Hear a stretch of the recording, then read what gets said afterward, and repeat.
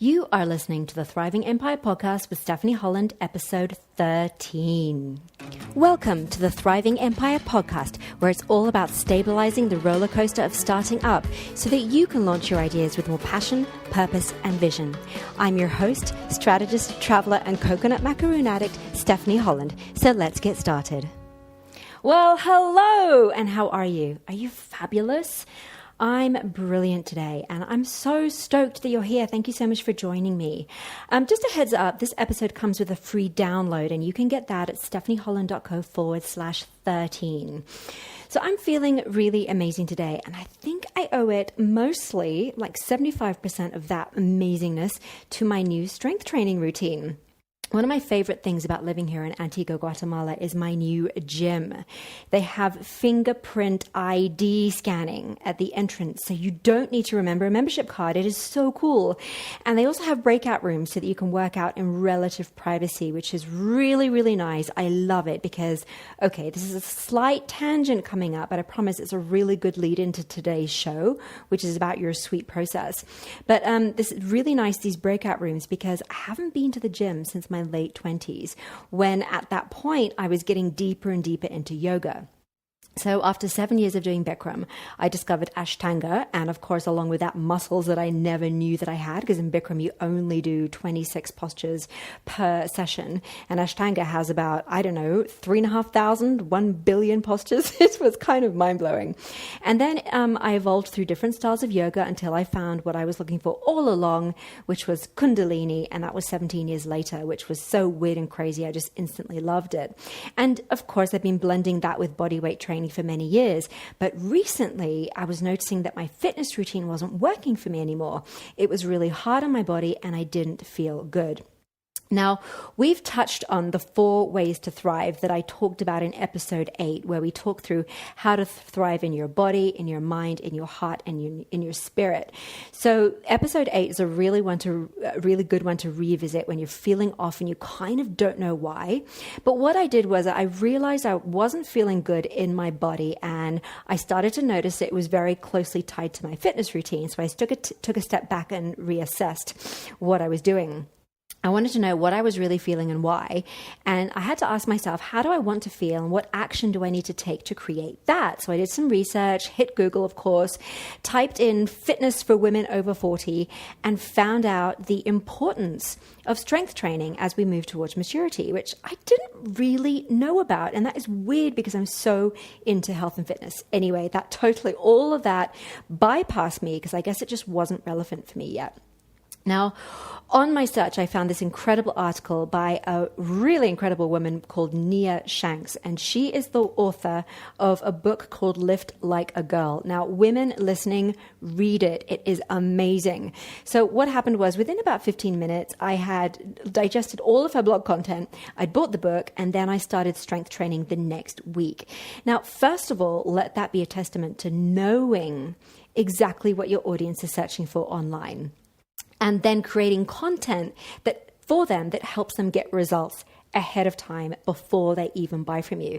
Now, Nia had created content. It was a blog post on a specialist muscle strength training fitness blog that answered my exact question, because she had the foresight to think about what someone like me would type into Google.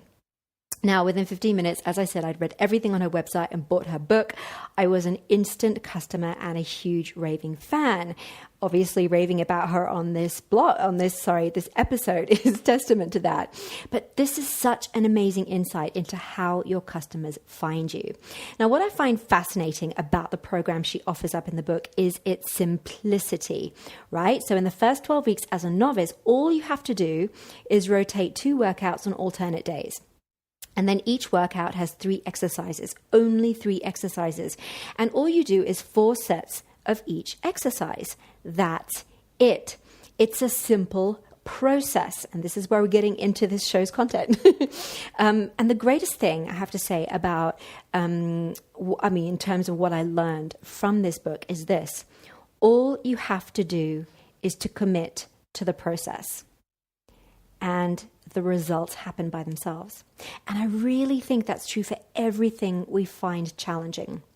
especially in our business, when it comes to creating your first product or even your second and third, your first service or your next service, a new membership site, a new book, an online course, a live training program, whatever you want to create, all of it.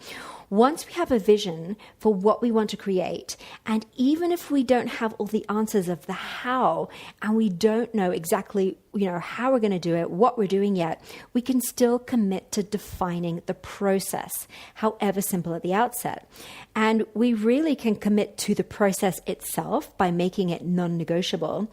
We can tweak it along the way as we figure out what we're doing.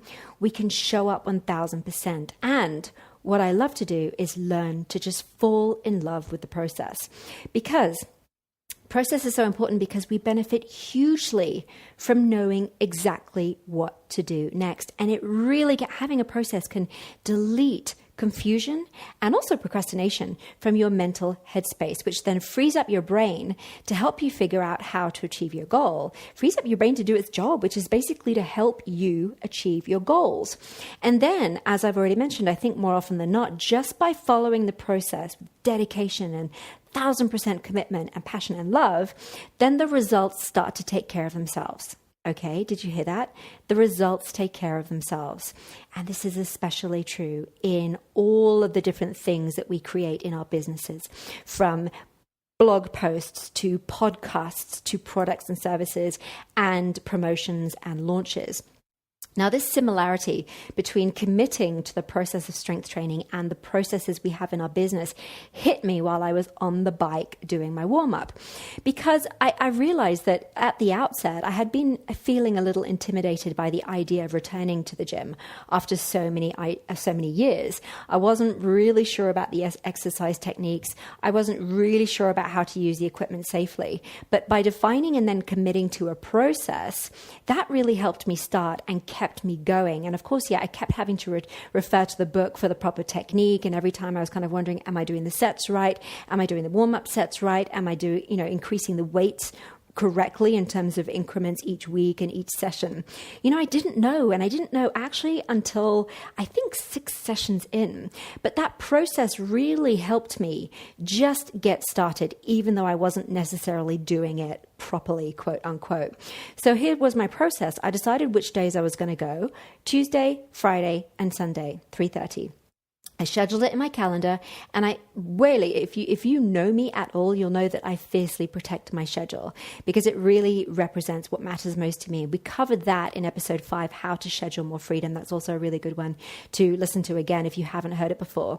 But, scheduling something in my calendar is one of my ways of deeply committing to myself. So then I also have my clothes clean and ready, and my gym bag packed the night before. And then on the day, I eat lunch at 2 p.m. I walk to the gym at 3:30 p.m. I come home and I have a banana smoothie. So my process starts by defining the process. And that was really powerful for me. And then all I have to do now, I'm in week 3 now, but all I have to do is commit to that process that I've created for myself for 12 weeks. And notice what's happening along the way. But in 12 weeks, I've set a milestone to do a conscious check-in at the end and really assess the results that I've created, because I know they're already happening. This is my process, and it's really working for me because I can already feel the results.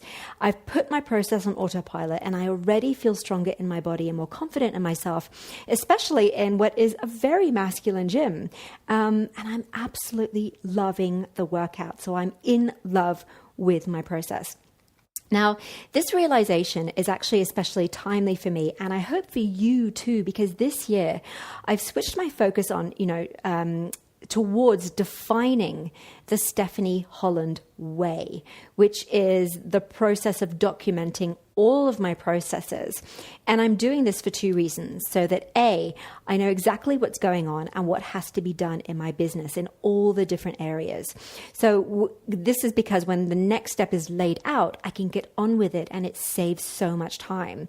And then my process also gives me a focal point, which steers my attention towards action and output versus allowing my mind to indulge in monkey mind thinking. And also B, this is the second reason, it means that I have everything documented in my business, every single thing that needs to be done. A process is documented for that, so that when I bring people in to help me, the process is already laid out. I can literally design a job spec for a VA and what she has to do in order to help me publish my blog and publish my podcast, because I can see as part of the process the exact results that the job needs to create. So that is me already designing jobs for when I'm ready to start building my team and hiring regular freelancers and people part-time to help me. It is so cool. So creating your processes for each thing that needs to be done in your business is also a way of planning for the future scope and scale of your business as it grows. So this is the benefit. Ultimately, process is the ultimate way to maximize your efficiency, your productivity, and completion. Actually getting things done that will generate results. And it really just doesn't matter if you're just starting out, if you've got an idea and you're just about to start, blogging or creating some kind of regular content or a newsletter for your audience, or if you've been working on your business for 1 to 3 years. Process is powerful for everyone.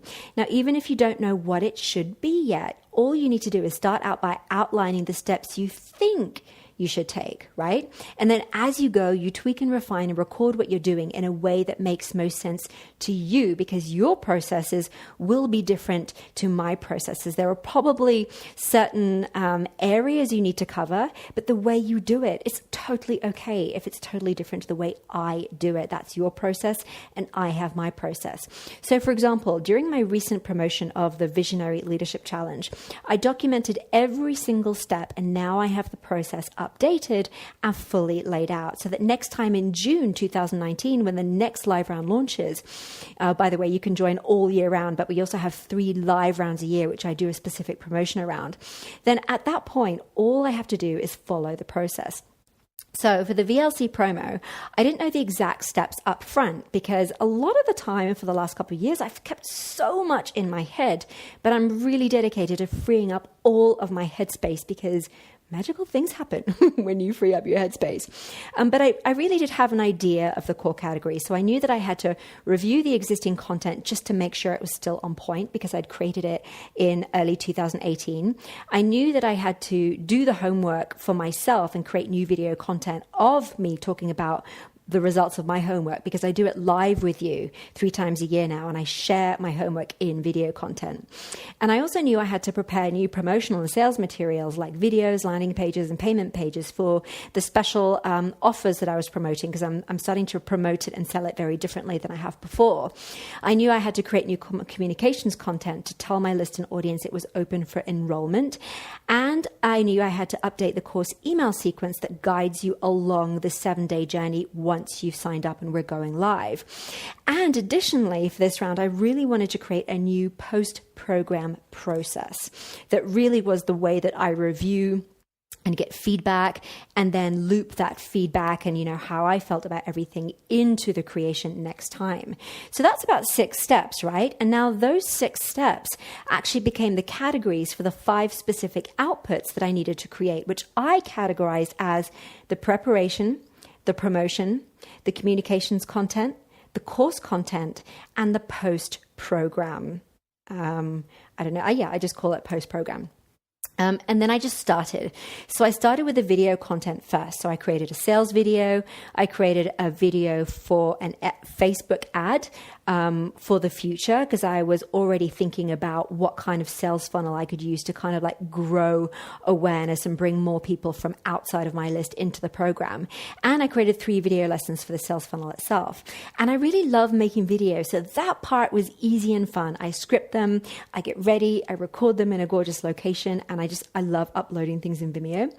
And then I went into the sales page creation. And as I created the sales page, I realized that first I had to create the payment page that it links to. So as I went through, I understood better the order that makes the process more efficient, so that next time I'll start with the payment pages first. And it really just continued like that, step by step. Oh, I'll do this. Oh, but first I need to do this. Oh, and for this to work, that needs to be in place. etc., etc. So really it's just about working on the steps, making a note of those steps, making a note of what I've forgotten, what would make more sense next time. And as it turns out, those 6 initial steps that I brainstormed turned out to involve 62 specific, separate actions and outputs, which blows my mind. And guess what? I'm sharing that process template with you. So if you're curious about all the steps, or you're launching an online course, or you want to make your existing process more efficient, just head over to this episode's notes at stephanieholland.co/13 and download it there. So what's really cool now is that I have this list. I have my process list, so I don't have to ever worry about remembering anything or forgetting anything next time. It's all in place. And I can really, because I've put a calendar across the top, I can plan out the exact dates and put everything in place ahead of time and with plenty of time. So I don't have to rush at the last minute. I can create it a month out if I want to. Now, if I can emphasize anything today, it's to create and commit to the process and to develop processes for everything. And then, of course, the next step would be to make sure you're using systems, the tools that help you maximize the efficiency and effectiveness of your process. And this will, just by creating process for every aspect of your business, it will help you maximize efficiency, focus, and completion. So just to recap, all you have to do is, first of all, create a hypothesis for what should be done in what order, however vague or short that list might be. Then you need to experiment with the process as you go. So just start on one thing. It doesn't matter what. Just starting on one thing will make you realize what's missing if something is missing and what has to happen next for it to make sense. You record what you do step by step. You make notes on what you think would work better next time and what order would work better next time. Then once you've created your output at the end, so once my promotion is in place and everything's done, for you it could be your product or service, or once you've planned, if your process is about a launch plan or a promotion plan for an existing product or service, you can then assess what worked, what didn't work, and change the process for next time. But the great thing is you will have a process and you will have something to edit. And when you have a process, your results will take care of themselves.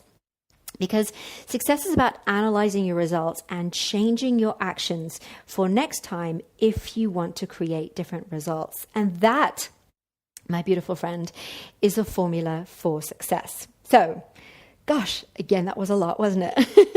You can totally listen to this again if you need to take notes. But you've got a transcript and full show notes over at stephanieholland.co/13.